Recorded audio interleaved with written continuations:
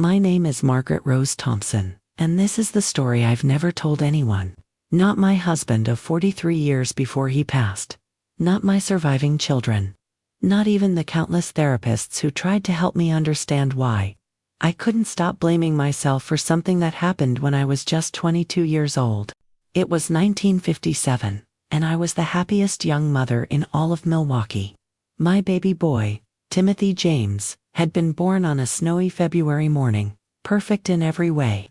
10 tiny fingers, 10 tiny toes, and eyes so blue they reminded me of the summer sky over Lake Michigan. I wrapped him in this very red blanket, the one I'm holding now, that my mother had knitted with such love and hope. He's going to be something special. This one, the nurse had said, placing him in my arms for the first time. Look at those alert eyes. He's already studying the world. For 3 beautiful, precious months, Timothy was my entire universe. I would wake up in the morning just to see his smile, that toothless grin that could melt the coldest heart. My husband Robert would find me at 2 a.m., rocking Timothy in this red blanket, humming lullabies my own mother had sung to me. "Maggie, you need your rest," he'd say gently, but I couldn't put my baby down. Something inside me, maybe a mother's intuition, maybe just paranoia, told me to hold him close, to memorize every moment. I should have listened to that voice louder. It started with a fever on a Tuesday in May. Just a slight temperature, nothing that seemed alarming. The pediatrician, Dr. Peterson, was a kind man with gentle hands and a reassuring voice. "It's probably just a little bug," he said, checking Timothy's ears and throat. "Keep him hydrated, give him some infant acetaminophen, and call me if it gets worse." But it did get worse. By Thursday, Timothy's fever had spiked to 104 degrees, and he wasn't responding the way he should. His beautiful blue eyes seemed distant, unfocused. The cry that once demanded my attention had become weak and pitiful. "Something's wrong," I told Robert, pacing the living room floor with Timothy wrapped in his red blanket. "This isn't just a cold, something's very wrong." Robert, bless his heart, never questioned my instincts. We rushed to the hospital at 11 p.m., Timothy burning up in my arms like a little furnace wrapped in red wool. The next 24 hours were a blur of doctors, nurses, tests, and waiting. Spinal meningitis, they finally told us. Bacterial meningitis. The words hit me like a physical blow, stealing the breath from my lungs. "We caught it early," Dr. Reynolds, the pediatrician on call, explained. "We're starting him on antibiotics immediately. He's young and strong.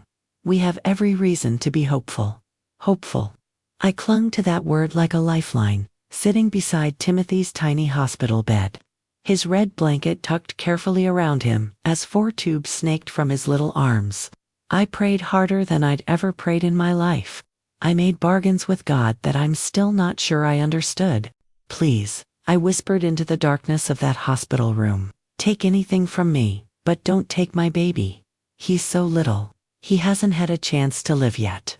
For 3 days, Timothy fought. The fever would break, then return.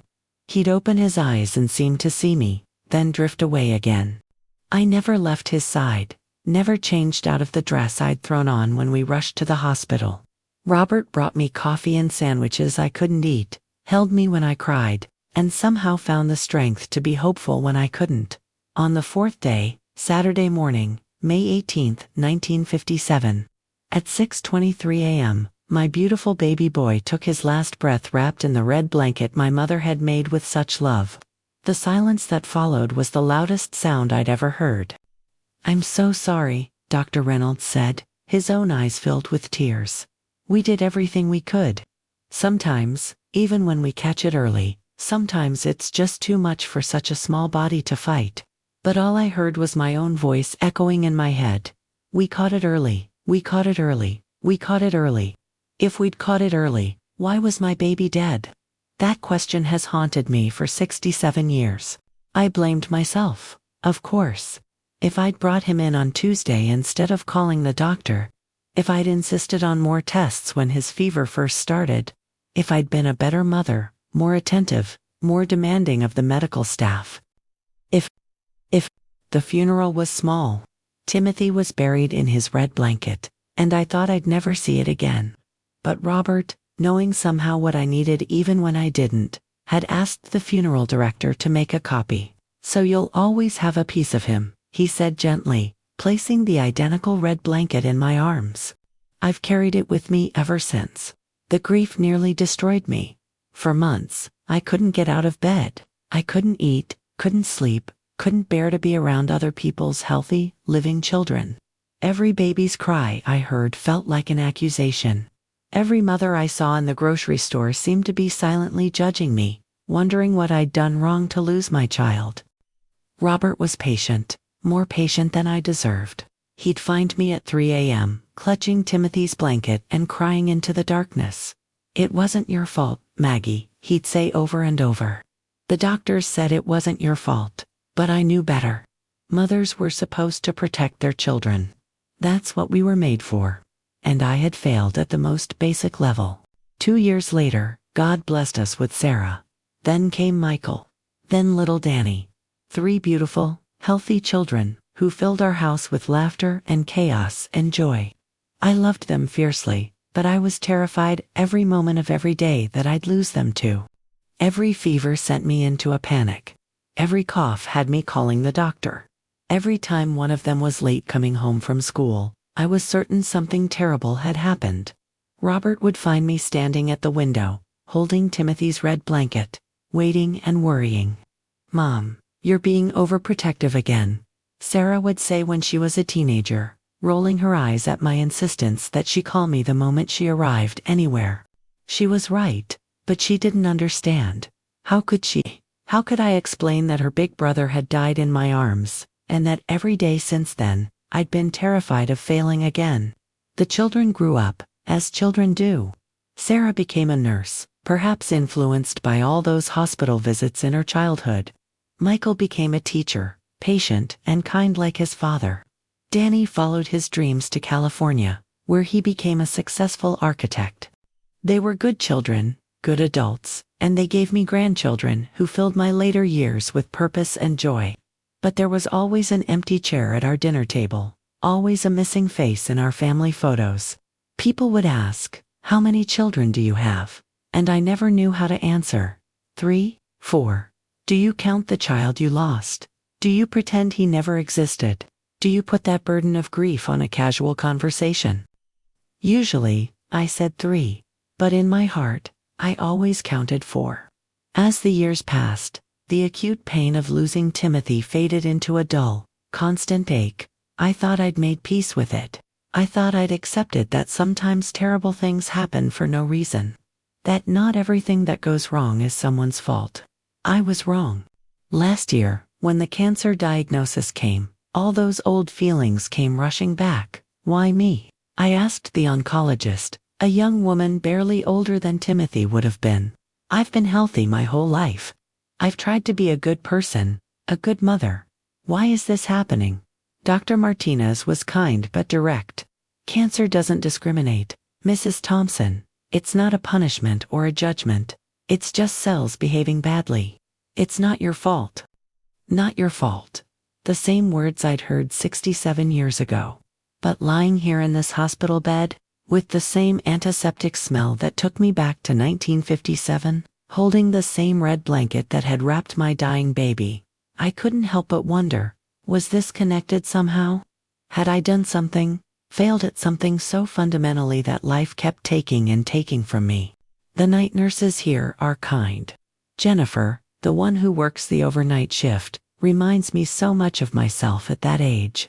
Young, hopeful, believing that caring harder can somehow change outcomes. She always asks about the red blanket. "It was my baby's," I told her one night when the pain medication made me unusually talkative. "How old are your babies now?" she asked sweetly. 3 of them are in their 60s, I said. One of them is still 3 months old. I saw the confusion in her eyes, but she didn't press. Good nurses learn when not to ask questions. The truth is, Timothy has never aged in my mind. While his siblings grew up, got married, had children of their own, Timothy remained forever, 3 months old, forever wrapped in his red blanket. forever looking at me with those alert blue eyes that seemed to see everything. Sometimes, in the early morning hours, when the hospital is quiet and the line between sleep and waking gets blurry, I swear I can feel his little hand wrapped around my finger. I can hear his soft breathing, that sweet baby sound that every mother recognizes.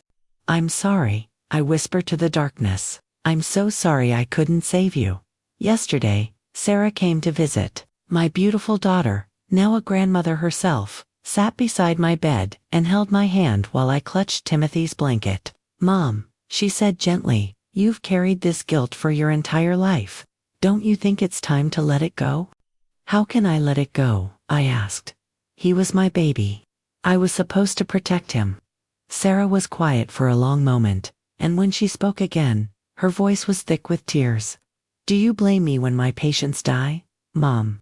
Do you think it's my fault when someone comes to the ICU and we can't save them?" "Of course not," I said immediately. "You do everything you can. Sometimes sometimes it's their time." "Then why?" Sarah asked softly. "Why can't you give yourself the same compassion you'd give me? The same compassion you'd give any mother who lost a child to illness?" I didn't have an answer for her then, but I've been thinking about her words ever since. This morning, Dr. Martinez came by with my test results. "The treatment isn't working as well as we'd hoped. We're looking at weeks, maybe a couple of months." "Are you in pain?" she asked, and I realized she wasn't just asking about the cancer. "I've been in pain for 67 years, I admitted, but not the kind you can treat with medication." She sat down in the chair beside my bed, the same kind of chair I'd sat in all those decades ago, watching over Timothy. "Tell me about your pain, Mrs. Thompson." So I did. For the first time in my life, I told someone the whole story. About Timothy, about the fever, about the red blanket and the guilt and the constant nagging feeling that I'd failed at the most important job I'd ever been given. Dr. Martinez listened without interrupting, without offering platitudes or quick fixes. When I finished, she was quiet for a long time. "Mrs. Thompson," she finally said, "I've been treating cancer for 15 years. I've seen thousands of patients, thousands of families, and I can tell you with absolute certainty that grief and guilt are not the same thing. You've been carrying guilt for something that was never your fault, and it's been eating at you just as surely as any cancer." She leaned forward, her young hands gentle on my weathered ones. "Your baby died of bacterial meningitis. In 1957, we didn't have the diagnostic tools we have now, the treatments we have now.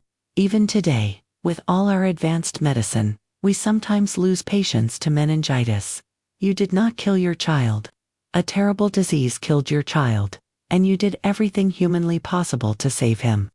The tears came then. 67 years of tears that I'd held back, because I thought I didn't deserve to grieve, thought I only deserved to feel guilty. "He knew you loved him," Dr. Martinez continued. "In those 3 months he had on this earth, he was surrounded by love. He was warm, he was fed, he was cherished. That red blanket you're holding represents love, not failure." Tonight, as I lie here in the quiet of the hospital room, I'm trying to see Timothy's blanket the way Dr. Martinez described it. Not as a symbol of my failure, but as a symbol of love. 3 months of perfect, uncomplicated love between a mother and her child. I think about Sarah's words too, about giving myself the same compassion I'd give any other grieving mother. Would I look at a young woman who'd lost her baby to meningitis and tell her it was her fault? Would I expect her to carry that guilt for 7 decades? Of course not. So why have I been so cruel to myself? Jennifer is working tonight, and when she comes in to check my vitals, I tell her about Timothy. Really tell her, not just the cryptic comments I usually make. "He sounds like he was a beautiful baby," she says, adjusting my pillows so I'm more comfortable. "He was," I say, and for the first time in 67 years, I smile when I talk about him. He had these incredibly alert eyes, like he was taking in everything around him, and he was so peaceful when I held him. The nurses used to say they'd never seen such a contented baby. "That's because he felt safe with you," Jennifer says simply. "Babies know when they're loved." After she leaves, I hold the red blanket up to the light. It's faded now, worn soft from decades of being held and cried into and clutched against my chest during the long sleepless nights. But it's still beautiful, still warm, still somehow infused with all the love my mother put into every stitch. My mother. God, I'd forgotten. She blamed herself too, when Timothy died. Maybe the wool was too rough, she'd said through her tears. Maybe I should have used cotton. Maybe the blanket made him too hot. I'd been so appalled at the suggestion. Mom, no, I'd said firmly. The blanket had nothing to do with it. Timothy loved that blanket. It kept him warm and comfortable. How could love ever be wrong? How, indeed? If my mother's blanket wasn't to blame, if her love wasn't wrong, then maybe my love wasn't wrong either. Maybe I didn't fail Timothy.